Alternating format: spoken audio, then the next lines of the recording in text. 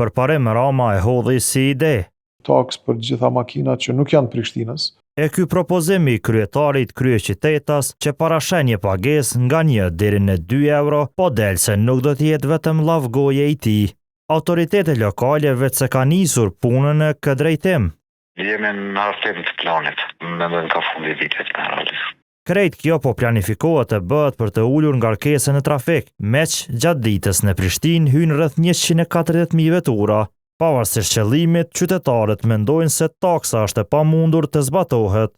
Veprim absurd, antiligjor dhe antikushtetues. Prishtina është kryeqyteti i Kosovës dhe nuk është pronë asnjë kryetari komune.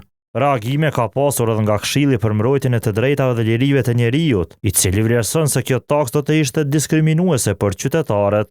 Që nga fillimi i mandatit të tij të parë, kryetari i Prishtinës përparim Rama ka bërë të ditur synimin për sa më pak vetura brenda zonave urbane të qytetit.